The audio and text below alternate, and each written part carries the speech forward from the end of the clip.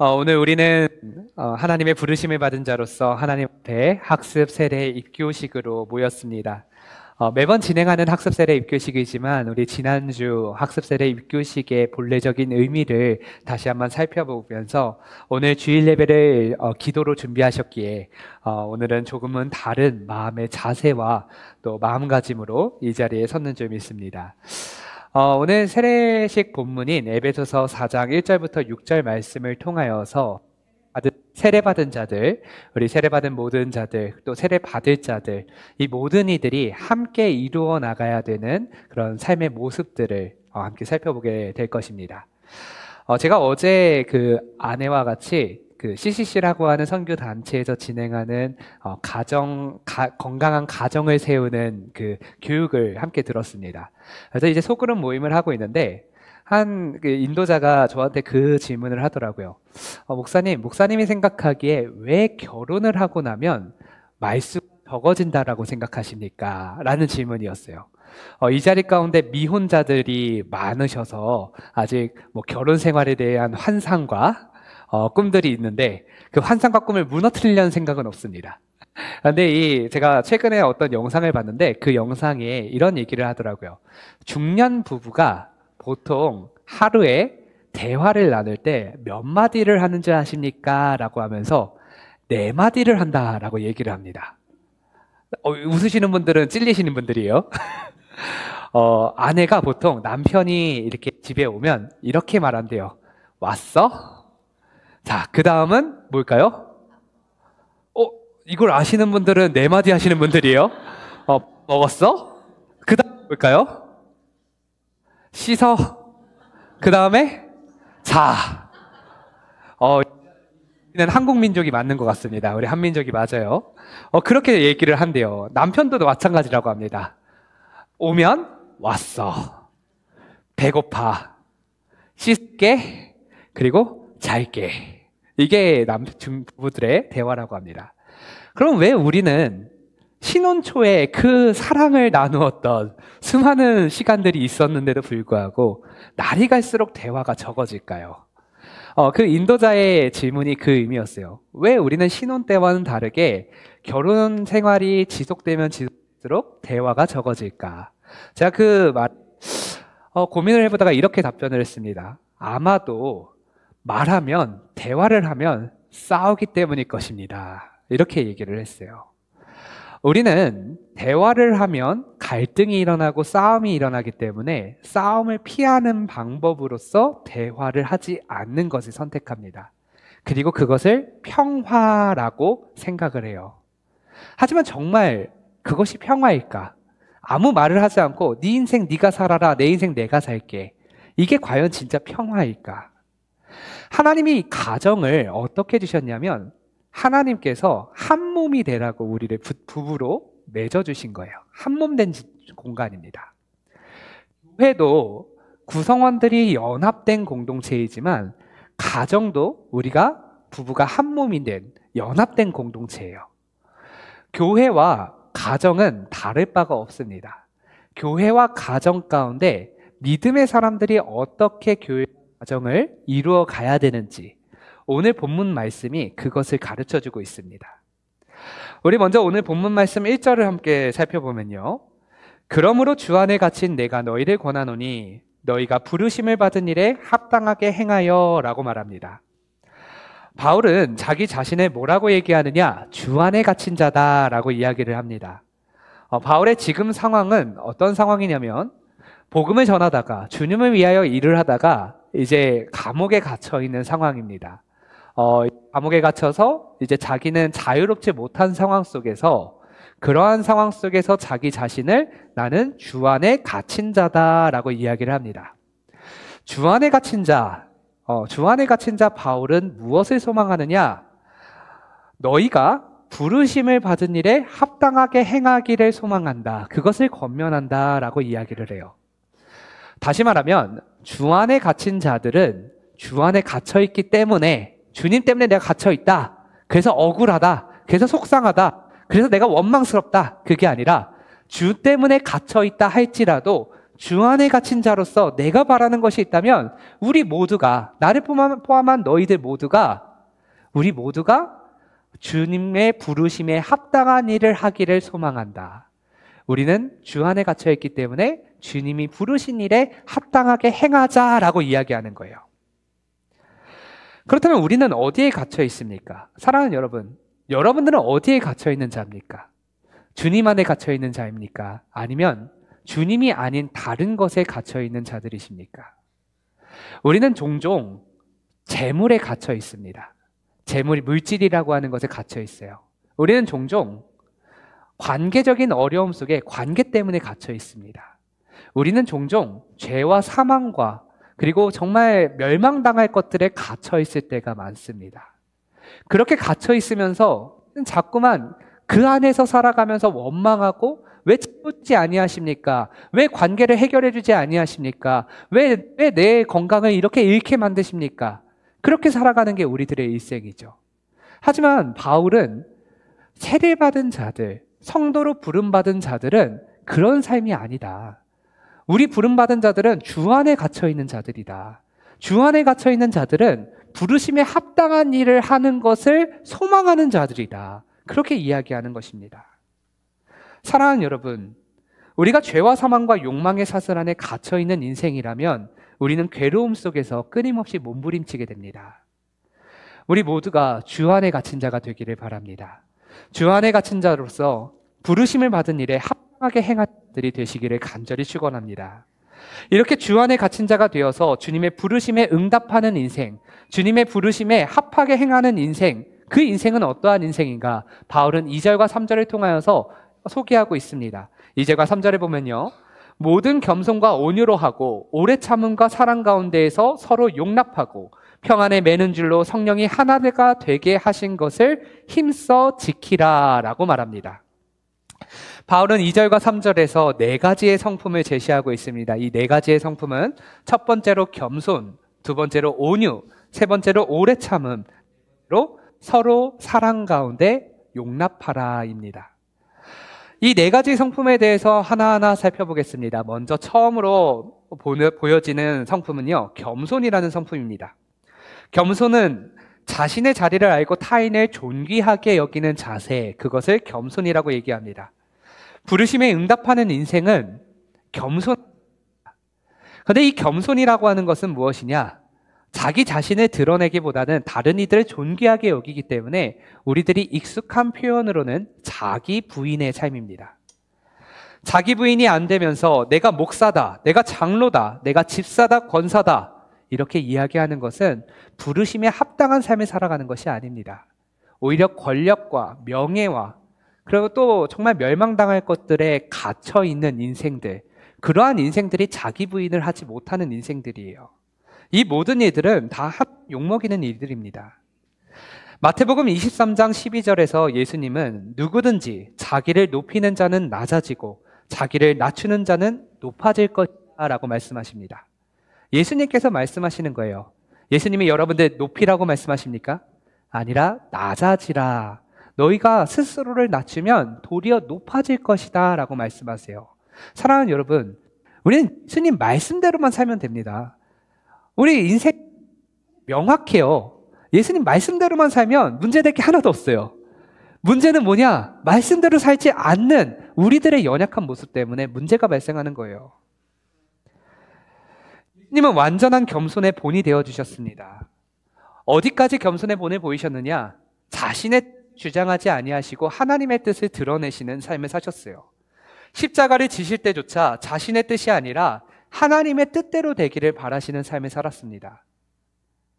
우리는 세례를 받은 그 순간부터, 아니 학습세례 1교식을 거행할 때마다 우리가 결단해야 될 것들이 있다면, 주님, 나를 부르신 것에 내가 응답하여 부르심에 합당한 삶을 살아가기를 원합니다.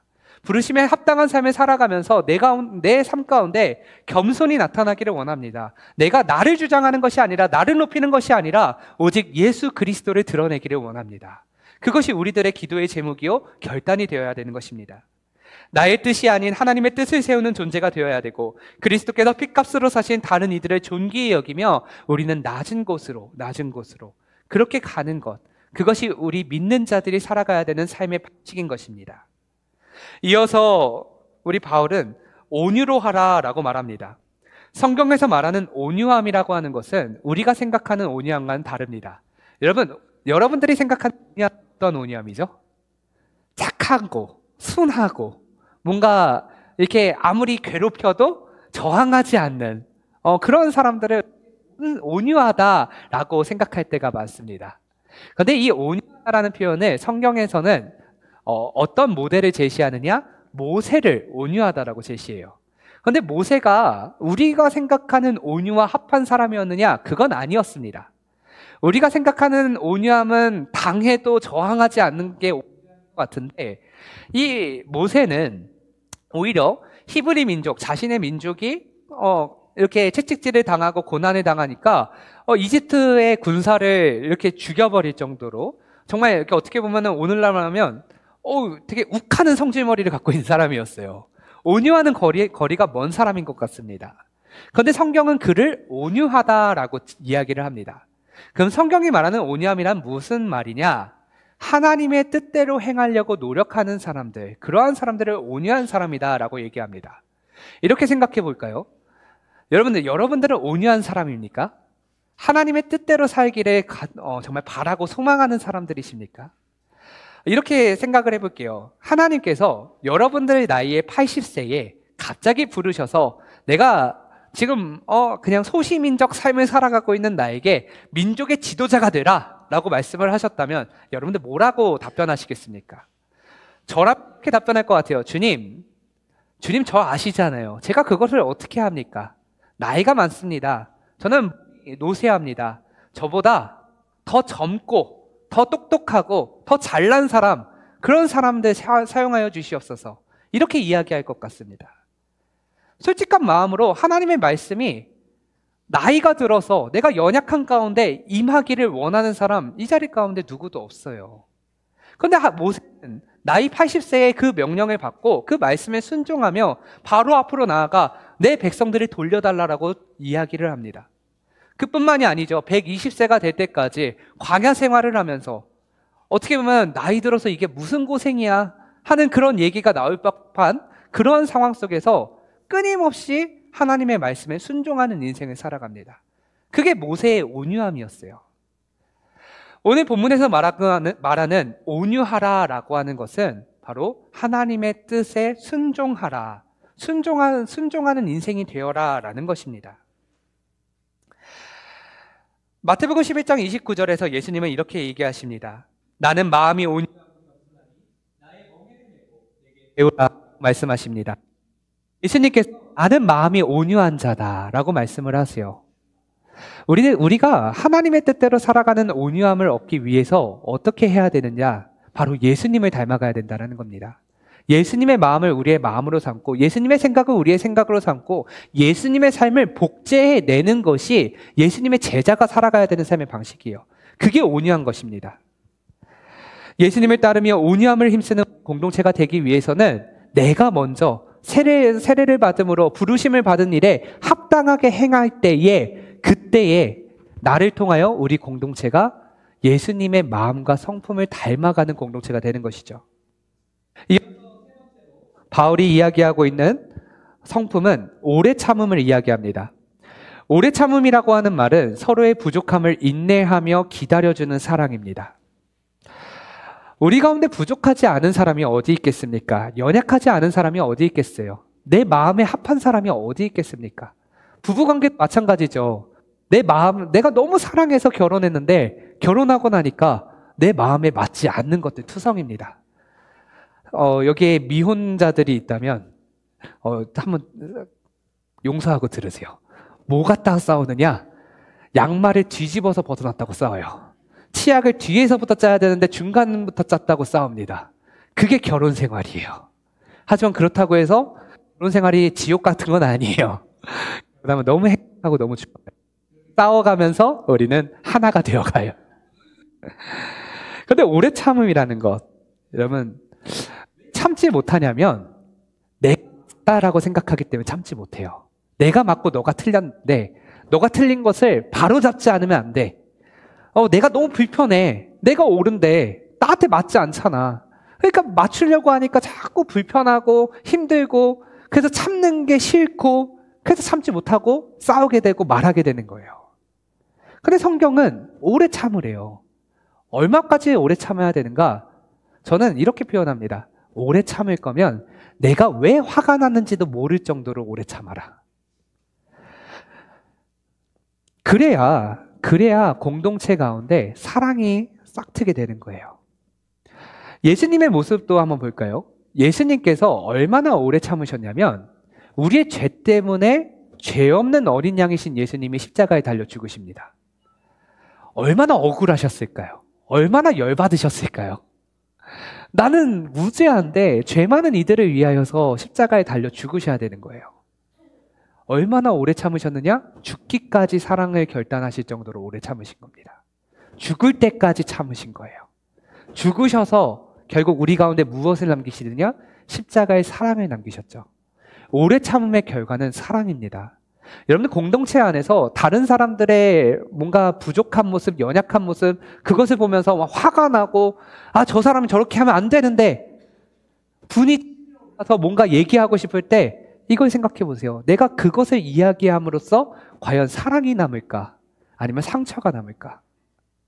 우리 주님께서 보여주신 모습은 끝까지 참으시는 모습이었어요. 그리고 끝까지 참으심으로써 가운데 사랑을 남기셨습니다. 오래 참으면 여러분들 이 공동체 가운데 뭐가 남느냐? 사랑이 남습니다. 오래 참으시기를 바랍니다. 마지막으로 바울이 이야기하는 성품은 사랑 가운데 용납하라입니다. 우리는 서로를 용납해야 됩니다. 우리는 때로는 용납해야 되는 존재임에도 불구하고 판단하는 존재로 나 자신을 생각할 때가 많습니다. 다른 이들의 연약한 부분들, 다른 이들의 죄악진 부분들을 보면서 마치 나는 아닌 것처럼 저 사람은 저러면 안 되지. 저 사람은 저러니까 이 공동체가 문제야. 그런 이야기들을 할 때가 많아요. 그러나 성경은 말합니다. 용납하라. 여러분, 예수님께서 우리를 먼저 용납하여 주셨습니다. 죄와 사막으로 인하여서 하나님과 단절된 우리를 주님께서 사랑으로 용납하여 주셨습니다. 예전에 설교에서도 언급한 적이 있지만 칼바르트라는 신학자가 이런 이야기를 했어요. 이 칼바르트의 상황을 먼저 설명해 드리면 이 칼바르트는 20세기 초반에 자유주의 신학이 팽배해졌던 그때에 성경으로 돌아가야 된다라고 이야기했던 사람입니다. 오늘날 우리는 당연히 성경으로 돌아가야 되는 게 맞지, 성경이 이야기하는 게 맞지라고 얘기하지만 20세기 초반에는 그렇지 않았어요. 그 당시에 자유주의 신학은 심지어는 하나님은 죽었다, 신은 죽었다라고 하는 사신신학이 나올 정도로 굉장히 인본주의적인 신학이 가득했던 상황이었습니다. 그때 성경대로 해야 된다, 성경으로 돌아가야 된다, 칼바르트가 그렇게 이야기하니까 그 당시에 자유주의 신학자들은 그 말이 너무 듣기 싫은 거예요. 말도 안 되는 소리 같은 거예요. 그래서 칼바르트를 막 비난하면서 저 사람은 신학도 모르는 사람이다. 저 사람이 뭘 안다라고 교수가 되어가지고 학생들을 가르치냐. 막 이렇게 비난을 합니다. 그 비난의 소리 가운데 칼바르트는 어떠한 반박이나 어떠한 공격도 하지 않고 그냥 그 비난의 소리들을 묵묵히 듣습니다. 그래서 제자들이 칼바르트한테 이렇게 물어봐요. 선생님, 저 사람들이 선생님을 저렇게 비판하고 공격하는데 왜 선생님께서는 가만히 계십니까? 그러자 칼바르트가 이렇게 말합니다. 예수님께서 저들을 위하여 죽으셨습니다. 그런데 내가 저들을 미워할 수 있겠습니까? 여러분, 우리는 자예요. 우리는 하나님을 반역한 자들인데 하나님께서 우리의 죄를 용납하여 주셨습니다. 용납받은 자들인데 어떻게 우리가 용납하지 않을 수 있겠어요? 내가 착해서 용납하는 게 아니고 저 사람이 잘나서 용납하는 게 아니라 그리스도의 사랑으로 우리가 죄 사함을 받았기 때문에 용납하는 거예요. 여러분, 우리 마태복음 18장에서 이 말씀이 있죠. 탕감을 받았으나, 왕에게 탕감을 받았으나 자신에게 빚진 자들을 오히려 괴롭혔던 한 종의 이야기를 여러분 기억하실 거예요. 탕감 받았음에도 불구하고 탕감해주지 못해서 결국 가진 것 모든 것을 다 빼앗기고 가족들마저 옥에 갇혀버립니다. 모든 것을 다 빼앗겨버려요. 그 이유가 뭡니까? 탕감을 받았는데 받은 자가 탕감하지 못하고 내 죄사함을 받았는데 죄를 사하여 주지는 못할 망정 그것을 보고 다른 이들을 상처 주고 공격하였기 때문에, 그렇기 때문에 결국에는 벌을 받게 되는 거죠. 용납받은 자는 용납해야 됩니다. 그건 당연한 원리예요. 용서받은 자는 해야 됩니다. 그건 성경에서 말하는 진리예요.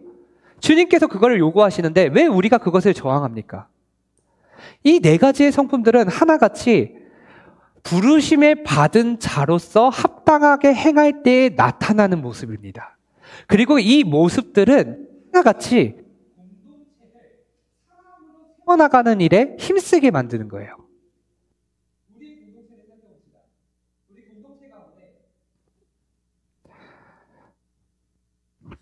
우리 공동체 가운데 잠시만요. 마이크 좀 끌게요. 우리 공동체 가운데 갈등이 왜 일어납니까? 우리가 공동체 가운데 일어나는 갈등은 대부분 겸손하지 않고 내가 드러나려고 해서 갈등이 일어납니다. 온유하지 않고 강압적으로, 억압적으로 무언가를 하려고 해서 갈등이 일어납니다. 오래 참지 못해서 갈등이 일어나고 용납하지 못해서 갈등이 일어나요. 그게 교회 공동체뿐만이 아니에요. 우리 가정도 마찬가지입니다.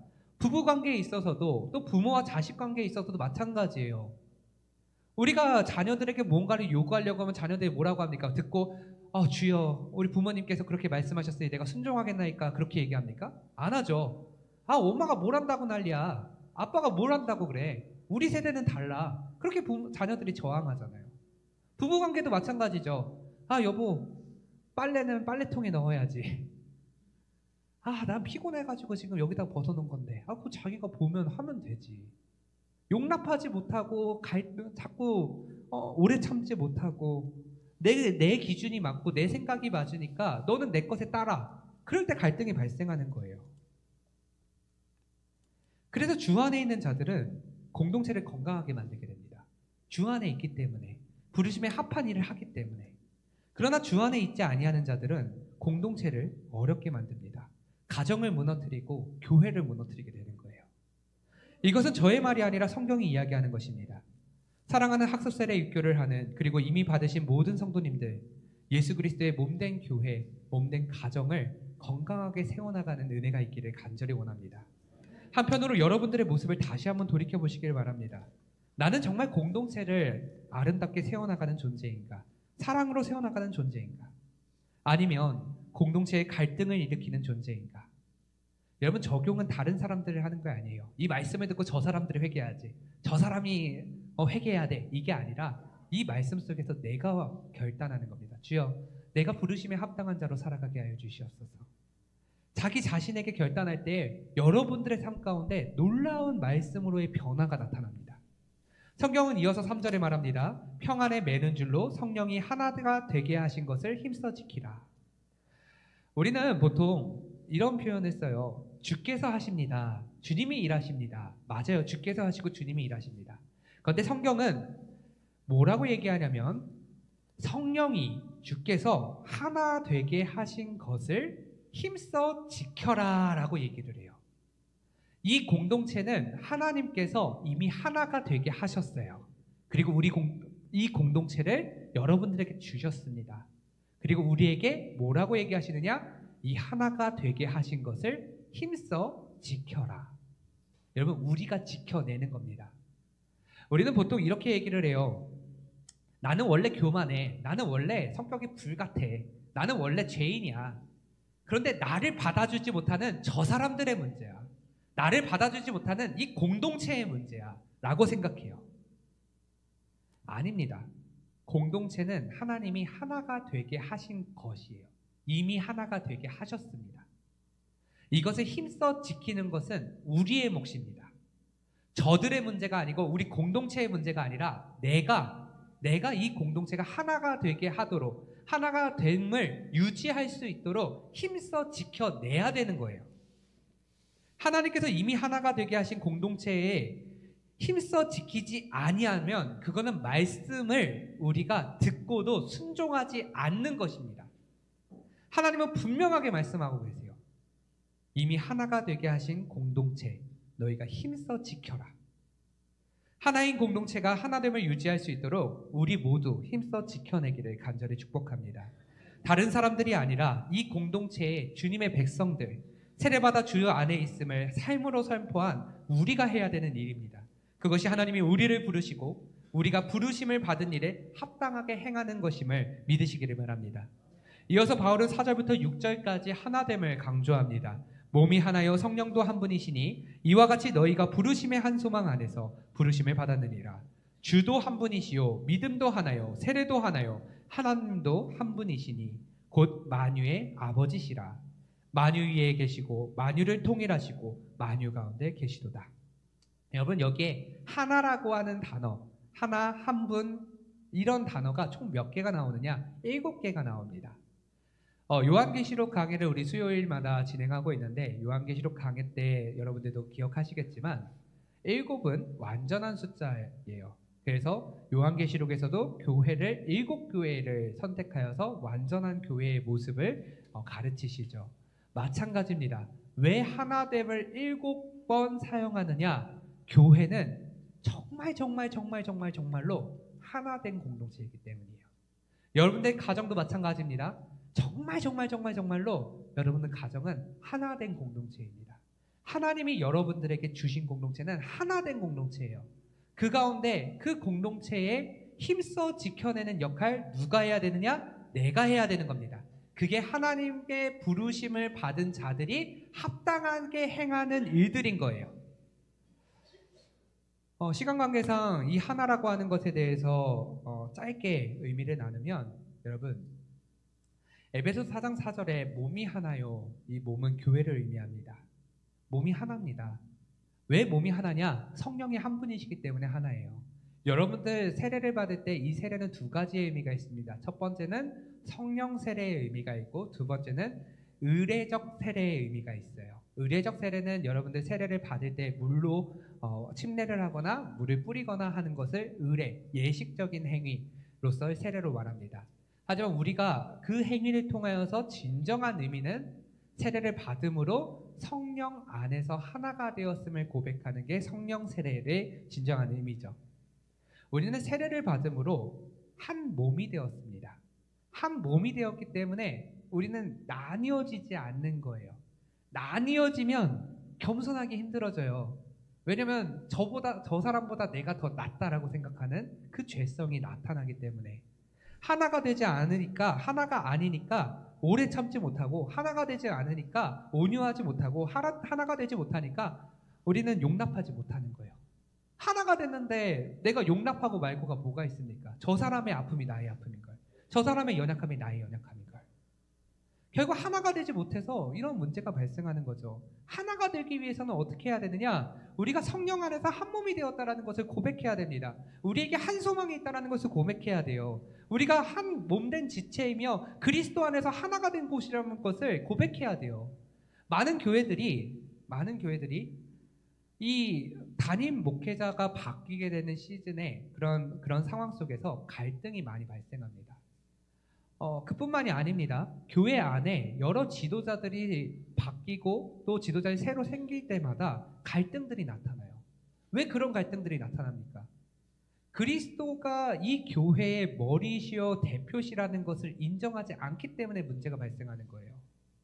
이 담임 목사는 이랬는데 저 담임 목사님은 이렇게 하네? 저 담임 목사는 이랬는데 저 담임 목사님보다 이 담임 목사님이 더 좋아. 사람은 사람을 보게 되니까 자꾸만 그 가운데서 나뉘어지게 되는 겁니다. 그게 성경 안에도 나타나죠. 나는 게바파다, 아볼로파다, 바울파다. 아닙니다. 우리의 머리는 오직 예수 그리스도뿐이세요. 그리스도 안에서 우리는 한 몸된 공동체이고 그리스도 안에서 우리는 하나된 지체예요. 우리는 나뉘어지지 않습니다. 그래서 그리스도 안에 있어서 우리는 하나가 되어서 한 소망을 품고 하나님 나라를 향하여 합당하게 행할 수 있는 것이에요. 사랑하는 학습 세례 입교를 하는 그리고 이미 받으신 모든 성도님들, 예수 그리스도의 몸된 교회를 건강하게 만들고 세워나가며 정말 하나가 되는 은혜를 함께 경험하기를 간절히 축원합니다. 하나님 아버지께서는 이렇게 하나된 공동체를 통하여서 일하시기를 원하십니다. 바울은 자기가 갇힌 자라고 이야기하지만 갇힌 자 바울이 하나님의 일을 할 수 있었던 이유는 아직 육신적으로 갇혀있지 아니한 지역 교회가 너희들이 정말 부르심 받은 합당한 삶을 살아내면, 하나가 되는 공동체를 이루어내면, 그러면 육신적으로 나는 갇혀있지만 여전히 하나님께서 너희들을 통하여 복음의 일을 이루실 거야 라고 하는 소망이 있어서 그래요. 다시 말하면 여러분, 복음의 힘은 어디에 있느냐? 공동체가 말씀 가운데 하나가 되면 그것이 곧 복음의 힘입니다. 여러분, 전도할 때도 기억나실 거예요. 여러분, 전도하실 때 예수님 믿으세요 라고 이야기를 하거나, 혹은 우리 교회 한번 와보세요 라고 이야기를 할 때, 우리 공동체가 서로를 향하여 손가락질하고 맨날 모이면 싸우고 막 소리 지르는 공동체면 그런 얘기 못합니다. 그 얘기가 거짓말이 돼버려요. 하지만 우리 공동체가 정말 그리스도 안에서 한 몸 된 공동체, 그리스도 안에서 하나가 되어서 사랑을 세워나가는 공동체가 되면 밖에 나가서 진짜 우리 교회 너무 좋은데, 예수 믿으면 진짜 너무 행복한데, 너 진짜 그 행복함을 누렸으면 좋겠어. 내 안에 있는 진심이 흘러나가게 돼요. 복음의 진짜 힘이 어디에 있냐면 바로 여기에 있습니다. 강력한 복음의 증거는 사랑으로 하나 된 공동체에 있는 거예요. 여러분, 우리 정말 좋은 속담 하나가 있습니다. 안에서 새는 바가지 밖에서도 샌다. 여러분, 우리 공동체 안에서 사랑으로 하나가 되면 밖에 뭐가 흘러나가겠습니까? 사랑이 흘러나가는 거예요. 그런데 우리 공동체 안에 갈등과 다툼과 분열이 가득해요. 그러면 공동체 밖으로 뭐가 흘러나갑니까? 그게 흘러나가는 거예요. 사랑하는 여러분, 사랑 안에서 하나가 되어서 정말 안에서 새는 그 바가지, 밖에서도 새어나가는 은혜가 있기를 간절히 축복합니다. 하나님은 우리에게 이 말씀으로 하나 되는 은혜, 그것을 다시 한번 기억하게 만드십니다. 학습셀의 1교식은 공동체가 하나임을 고백하는 시간이자 성도와 성도가, 성도와 그리스도가, 그리스도와 교회가 하나가 되는 시간입니다. 이 하나가 되는 시간, 우리가 참 관자로 있는 것이 아니라 참 여자로 있기를 바랍니다. 이 시간을 통하여서 정말 우리가 이들이 공동체 안에 하나가 되었음을 이야기하는 것이 아니라 우리 모두가 공동체 안에 하나가 되어서 사랑을 힘쓰는 공동체가 되어야겠다. 그 결단이 우리 가운데 있기를 간절히 축복합니다. 안에서 새는 바가지 정말 밖에서 샌다라고 하는 그것을 기억하면서 사랑을 세워나가게 만드는, 정말 하나님의 부르심에 합당하게 겸손과 온유와 인내로 사랑 가운데 용납하며 성령이 이루신 하나됨을 지켜나가는 그런 사랑하는 우리 하늘교회의 모든 교우들 되시기를 간절히 축원합니다. 또한 하나됨을 지켜내기 위하여 이번 특별 새벽 부흥의 기간 마음을 모아서 시간을 구별하여 주님 앞에 드리시기를 바랍니다. 예수님의 발자취를 따라 걸으며 정말 예수님께서 보여주셨던 그 성품들, 그것을 나의 성품으로 삼고 그리스도께서 보여주셨던 삶의 모습들, 그것을 우리의 삶의 모습으로 삼아 하나된 몸된 교회, 주님을 머리로 하는 예수 그리스도의 몸된 교회, 그 교회가 우리 교회가 되기를 간절히 축복합니다. 기도하겠습니다.